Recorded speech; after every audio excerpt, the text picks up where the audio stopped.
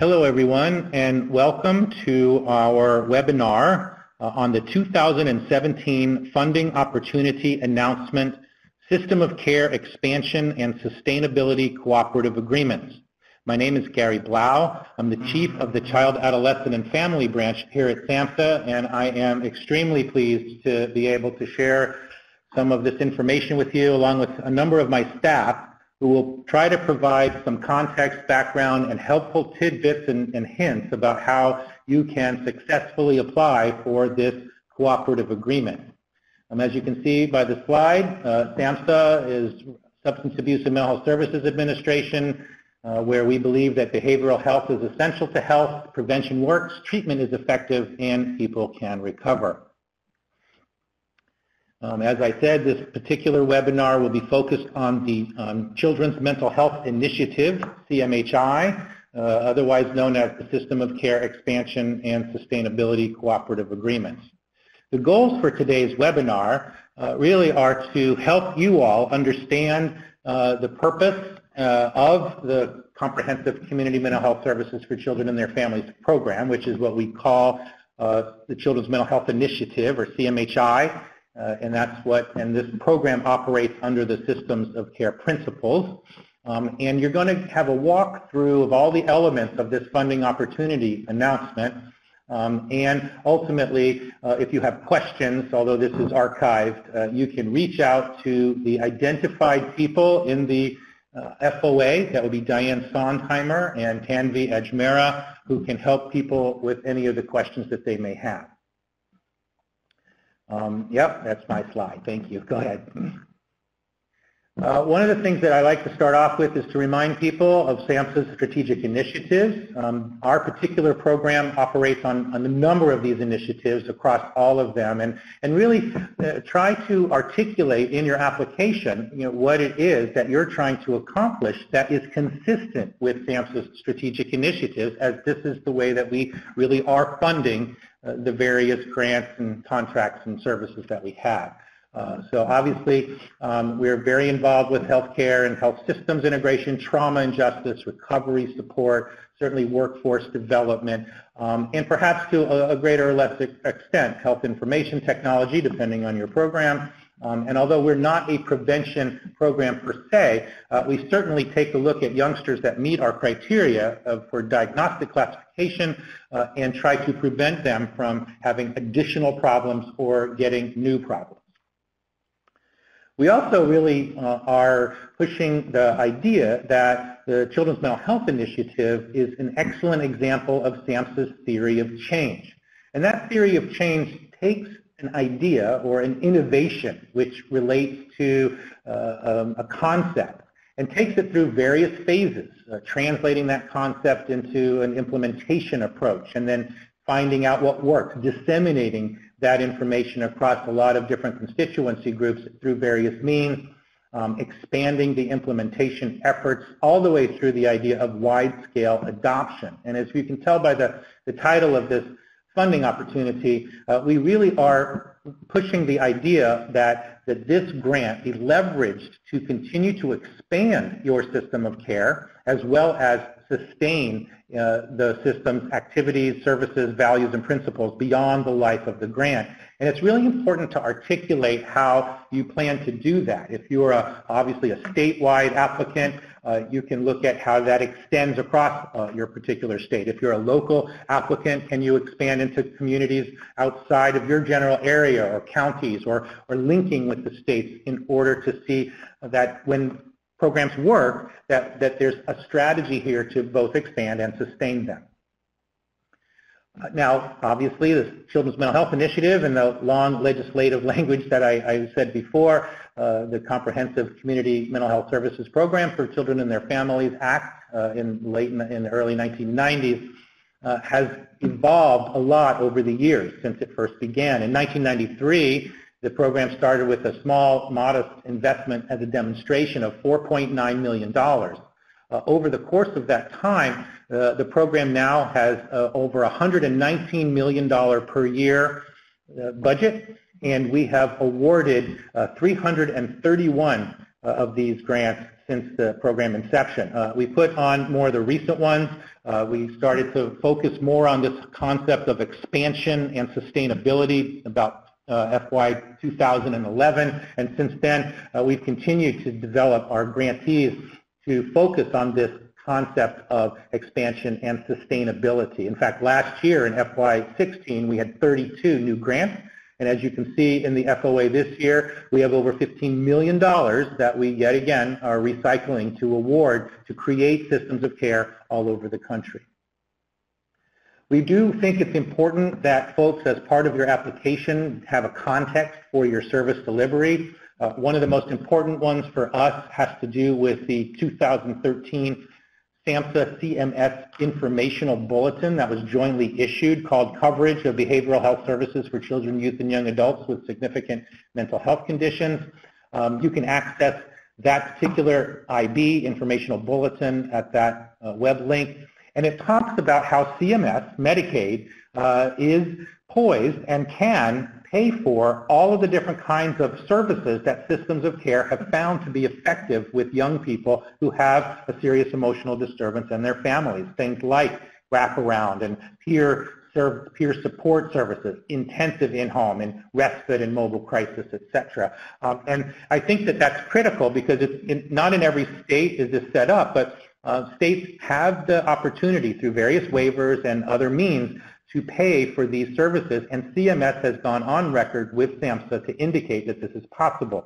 Another one has to do with the final rule on home and community-based services, and that again is a context for how our grantees can get home and community-based services paid for by Medicaid, and that is something that you can really use as part of your application. So either you're already addressing these issues and you want to expand and sustain, or you're not yet addressing them and you can use that as your context to do that.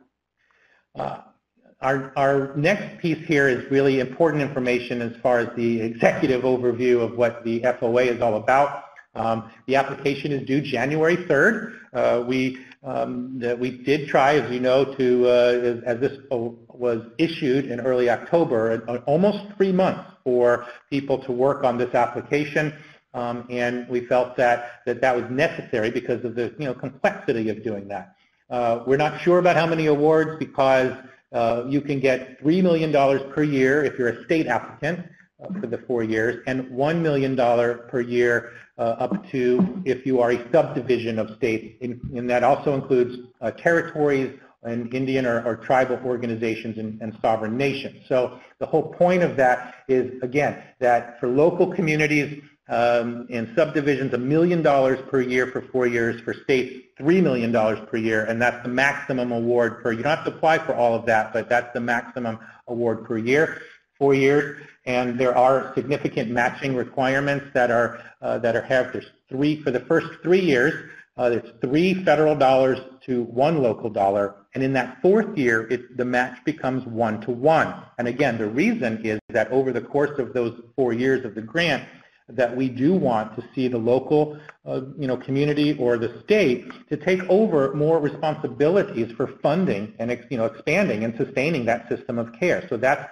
a statutory requirement for match that we believe is really important in terms of the overall program.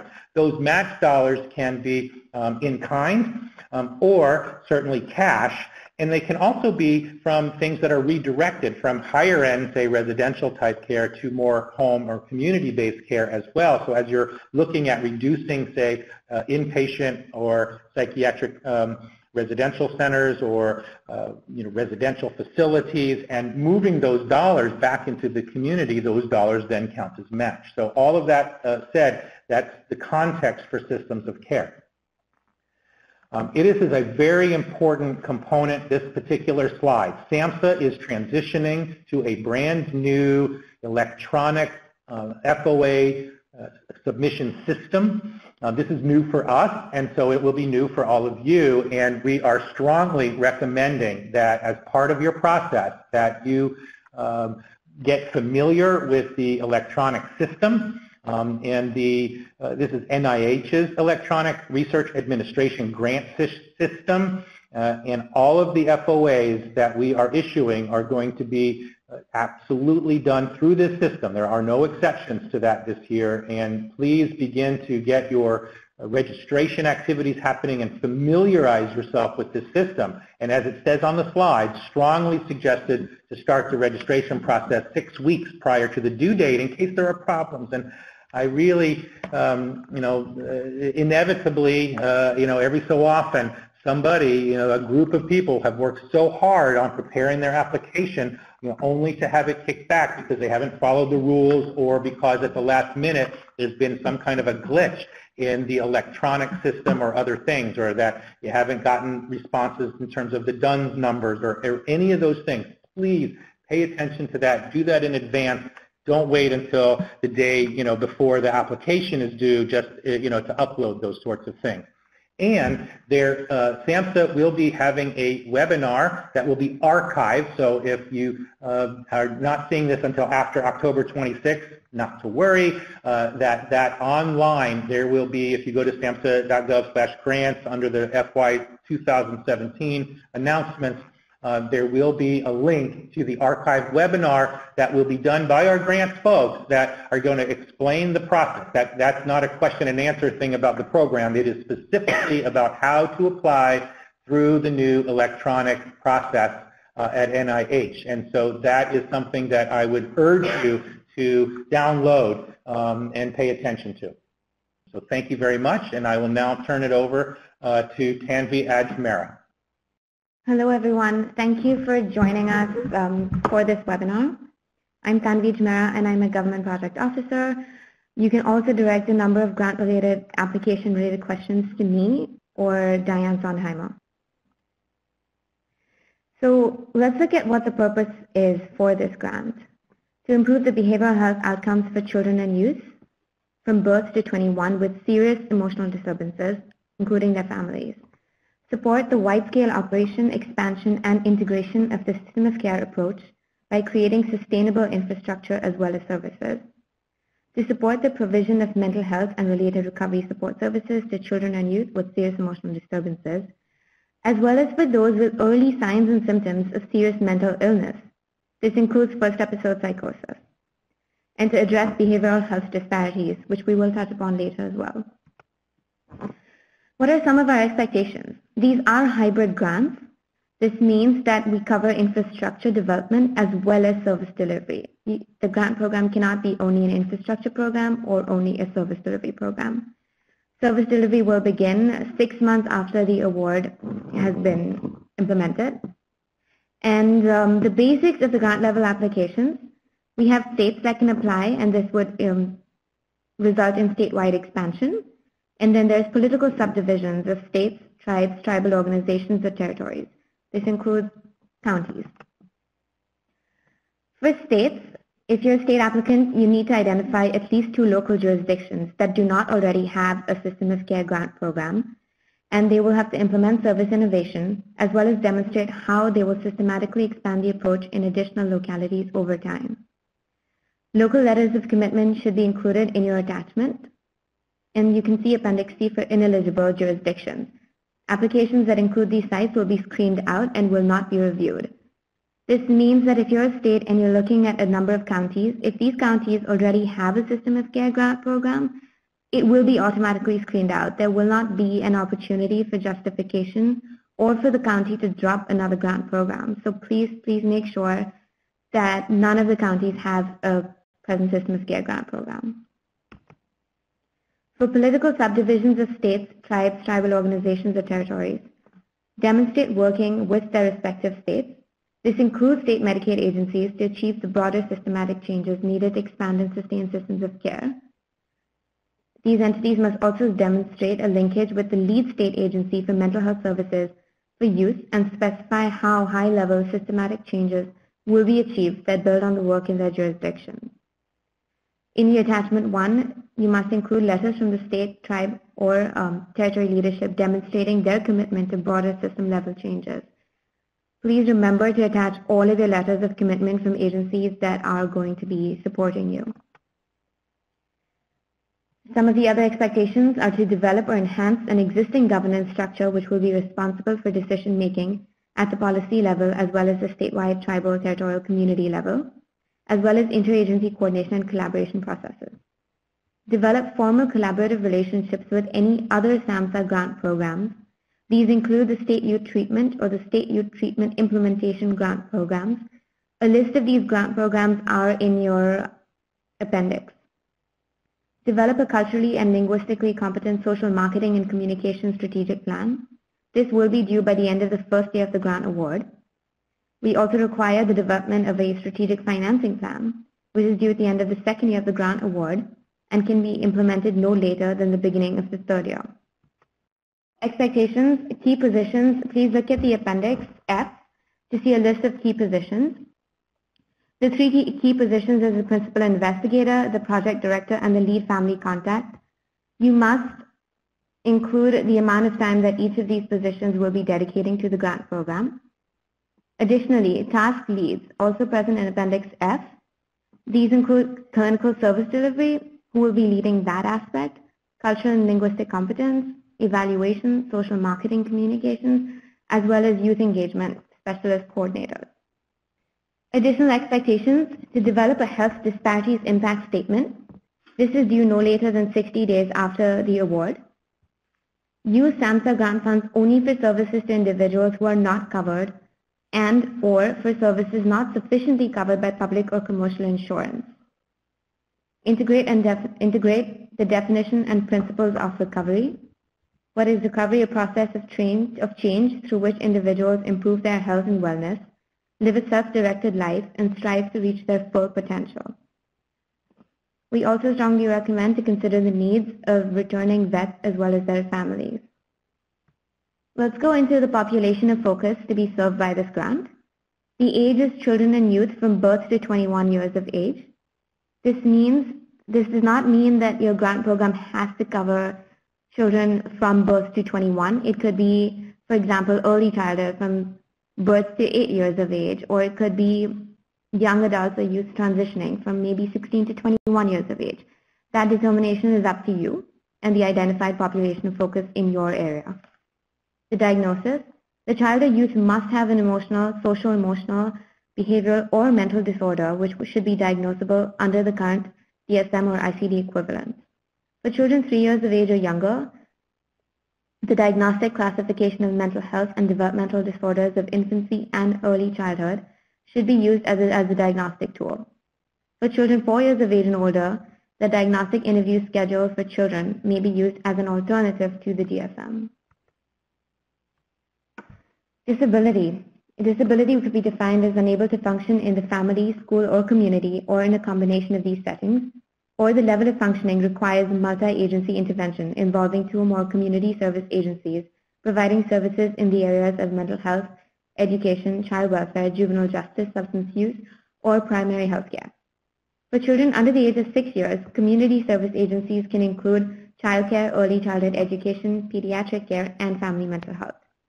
For young adults ages 18 to 21, community service agencies can include adult mental health services, social services, vocational counseling and rehabilitation, higher education, criminal justice, housing, and health care. Duration. The disability must have been present for at least 1 year or on the basis of diagnosis. Severity or multi-agency intervention is expected to last more than a year. Applications may select a population of focus within birth to 21. The following areas of focus are encouraged. Please review these carefully. Individuals that have or are at serious risk of first episode psychosis, youth involved in other child-serving agencies, such as juvenile justice, primary care, child welfare, and education. Youth with co-occurring substance use disorders, young children with serious emotional disturbances, and infrastructure and service activities to improve the integration between mental health and primary physical health care should be reviewed and included. Some of our required activities, while we cover these on the webinar, we do ask that you review these thoroughly. If required activities are missing, this can affect your application. Families and youth integrally involved in the planning, governance, implementation, evaluation, and oversight. The mechanisms to promote and sustain youth and family participation, such as peer support, leadership, and partnership, should be highlighted. Expand the use of peer support providers. These should be consistent with SAMHSA and the CMS Information Bulletin, which is the coverage of behavioral health services for children, youth, and young adults with significant mental health concerns. Other required activities, collaboration across other child-serving agencies, a few of which we have covered. These should include child as well as adult-serving agencies for young adults. Integrated crisis response strategy.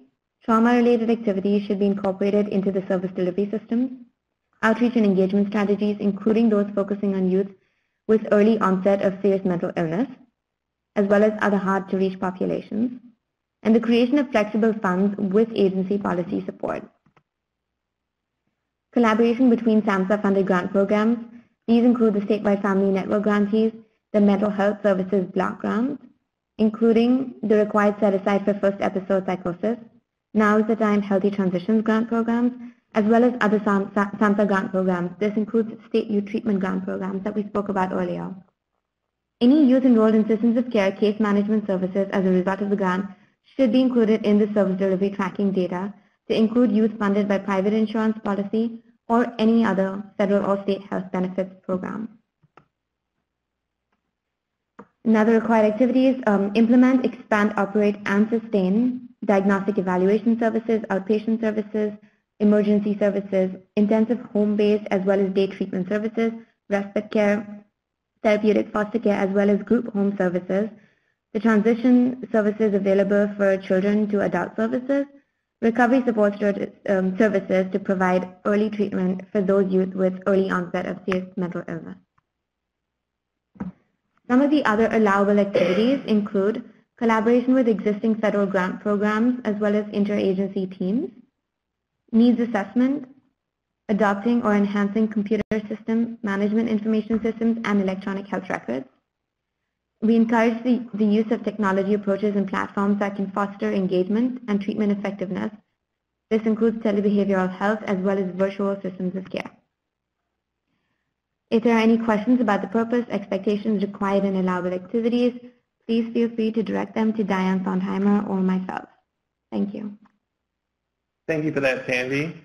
One of the other required activities of your grant would be to attend various grantee meetings throughout the year. You must send at least a minimum of 10 people, including key staff, task leads, and your various key partners, including family and youth, to at least one system of care training activity each year. Your team of 10 can be divided into and be sent to multiple and various training events. They don't all have to attend the same events. Must have key staff, task leads, and key partners participate in various virtual trainings that will also be held to provide information, direction, and technical assistance to your site. Another thing for consideration, as Gary mentioned before, your proposed budgets cannot exceed $3 million for state applications and $1 million for political subdivisions. Also an important note is that annual continuation of awards will depend on both the availability of funds and your programmatic process. You'll have to go through a reapplication process for each year of your award, and allocation amounts will depend on the availability of funds in future fiscal years. Some more eligibility information to be aware of is eligible applicants are statutorily limited to public entities such as state governments, the District of Columbia, tribal organizations, governmental units within political subdivisions of a state. That would include municipalities such as cities or towns. Also included would be territories such as Puerto Rico, the Virgin Islands, Guam, and various others. So be aware of that.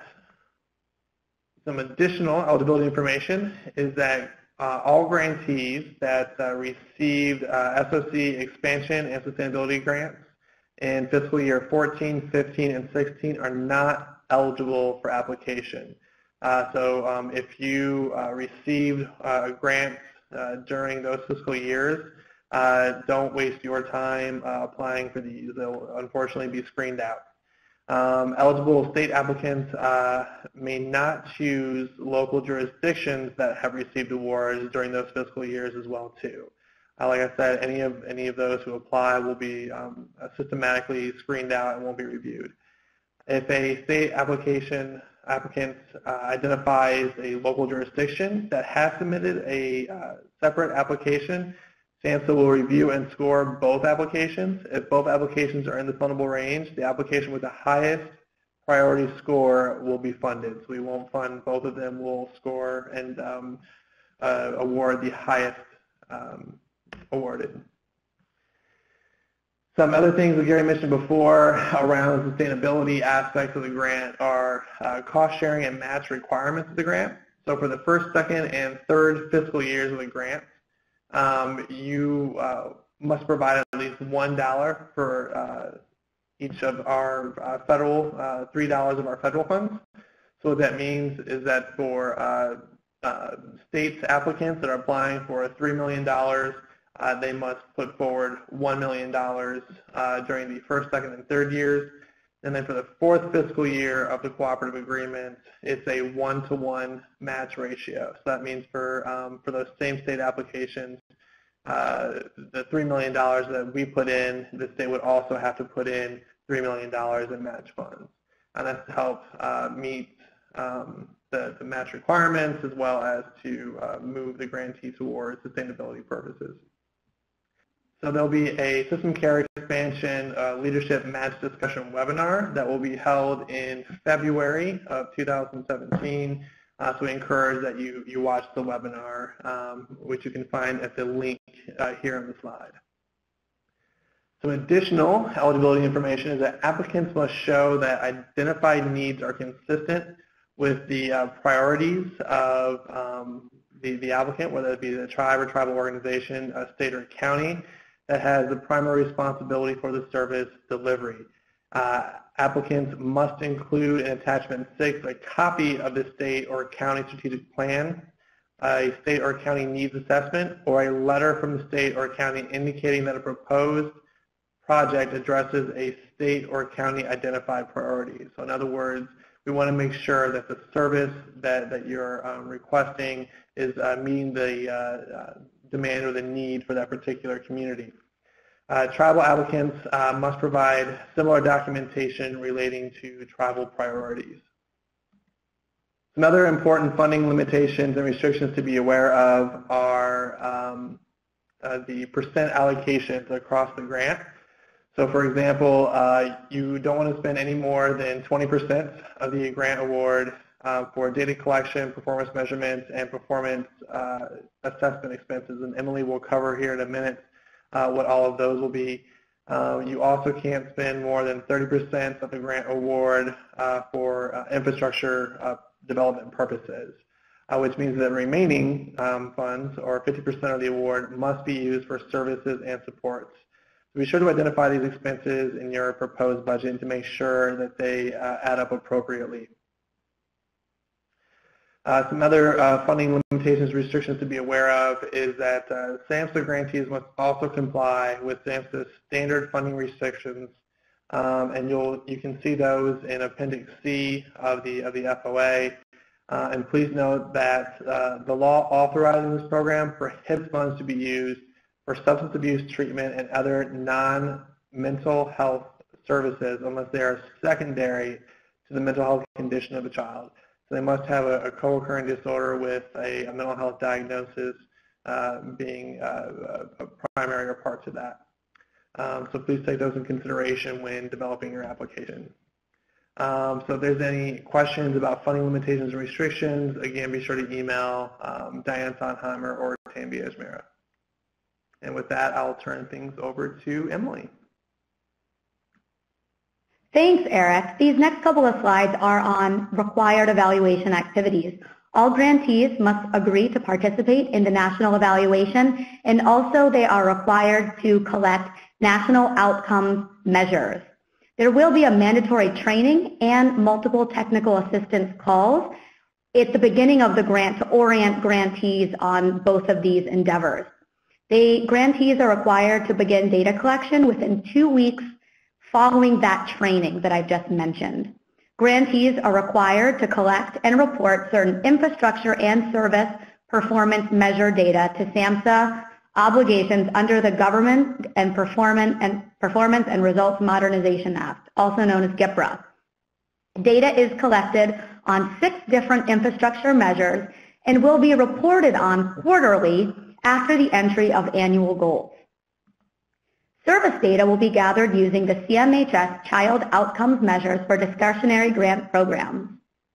Service data is to be collected at baseline, 6-month follow-up, and at discharge. This data will be entered into SAMHSA's data entry reporting system within 7 days of data collection. Grantees must also periodically review the performance data that they report to SAMHSA and assess their own progress. They will do this in the form of a biannual progress report. These next few slides are on evaluation criteria and how your grant application will be evaluated. First, the application will be reviewed and scored according to the quality of your responses. Responses should be appropriate for the selected population of focus.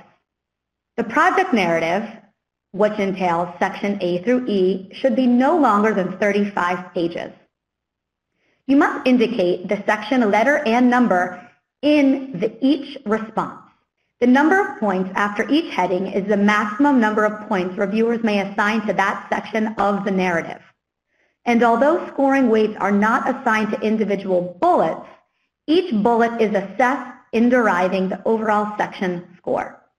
The expectations and eligibility information sections often include the following: population of focus, required and allowable activities, data collection and performance measure requirements, grantee meeting requirements, funding limitations, staffing and/or provider requirements, match requirements, and post-award requirements. These requirements should be reflected in your narrative, timeline, budget, and budget justification as applicable. The narrative, it should be, again, no more than 35 pages. There are 5 sections, sections A through E. The first will be statement of need, worth 25 points. Section B, proposed services and infrastructure approach, 20 points. Section C, expectations and required activities, 30 points. Section D, staff, management, and relevant experience, 15 points. And finally, Section E, on data collection and performance measures, 10 points. For your project narrative, you want to tell the story. Engage the reviewer so they understand the plot, know the characters, and see the grant award as the happy ending. Only tell the story the reviewers need to hear. You don't need to give gratuitous information. Introduce your characters and tell each part of the story only once. Use cross-references. This both saves space and shows the reviewers how the parts of your story connect. And finally, if you are cross-referencing it to meet FOA criteria, make sure your reference is within a scored section of the narrative. Budget justification, existing resources, and other support. You must provide a budget and narrative justification. Please see Appendix B for a sample of what this should look like. We also highly recommend that you use the sample budget format to expedite the review process. This will save the reviewers time and energy when reviewing your application. Be sure that the budget reflects the funding limitations, restrictions, and specifically identify the items associated with these costs in your budget. Supporting documentation. Section F should include biographical sketches and job descriptions. Section G should include confidentiality and SAMHSA participant protection human subjects information. See Appendix A for guidelines on these requirements. If you do not meet the technical requirements, then you have written your story solely for your own pleasure. Ooh. Review eligibility information and application and submission information sections carefully. Please double check requirements that will cause your application to be screened out for non-compliance. Make sure you have the required forms. Make sure you meet the required margin, font, and line spacing requirements. Page and character limits as well need to be kept in mind. These are all things that can have your application be screened out. Please ensure that you set aside sufficient time for the following: obtaining letters of support and MOUs, gathering CVs and collecting, writing job descriptions, editing to get the character count and page number limit correct, scanning all documents into PDF for a proper electronic submission, completing the federal forms, finalizing an approved budget and writing the budget justification, getting the application through applicant agency sign-off, and finally, registering for SAMHSA's new grant system. Please allow 6 weeks for this, as noted earlier. Well, hello again, and thank you so much, Emily and Tanvi, for helping to explain some of the details regarding our application process. I wanted to also share, as part of what we think is really important for our applicants to understand, is to beware and attend to our competition regulation and any violations. So there is a section here that is important. I'll just simply read it. In order to ensure objective contractor performance and eliminate unfair competitive advantage, contractors that develop or draft grant applications or contract specifications, requirements, statements of work, invitations for bids, and or requests for proposals shall be excluded from competing for such procurement. So essentially what we're saying here is that you can't actually pay somebody to write your grant application and then write them into your grant application, or that's against the law. So if you are getting advice or having partners participating in that, they can give you advice, they can provide you with educational materials and the like, but it is the applicant and the fiduciary's responsibility to actually complete the application and submit that application, and you can't reward people for helping you simply by giving them money post, application. So you have to be very careful with that piece of it, and we just wanted people to attend to it so that there's no confusion. Once you are completed with your application, then after the application is submitted, I always like to tell people that that our branch and our programmatic response to your questions and other things ends that moment when the application is due. That particular due date is also the time that we turn everything over to our grants management and really our grants review activity for them to follow up on. It's a completely separate process. So that occurs, and it does take a long time. These are complicated applications that we have external reviewers for, and after that process occurs. So once you submit it and you're all good, then you have a long waiting period so that our grants review process can sort of do its course, and we can get all the grants scored, and then there's a lot of back office paperwork to do once those are scored to create the funding plans that are necessary to pay the award recipients. If you do get funded, as it says here, that you'll be notified. Typically, the notifications occur for awards in around the mid-September area, and that is our typical process. Obviously, we're doing this early this year, so it's unclear, but that's what I say. If people ask me that, well, when will I know? And really, that always depends. So my standard line is that if you have not heard anything from us by September 30th, that's bad. And sometimes we have a number of follow-up pieces to do. So we may have to contact you, the business official, the programmatic lead, in order to get additional information. That doesn't mean that we're awarding you the grant. It means that there's part of our process that needs to be completed, or we had questions, or the review team had questions that need to get answered. We ask that if that happens, please respond in a timely fashion. And at this point, then, we'll be able to request your questions and do our best to answer them in as timely a manner as possible so that we can help you with your application process. And as always, we thank you for your interest in submitting an application, for your work on behalf of children and youth that have serious emotional disturbances and their families.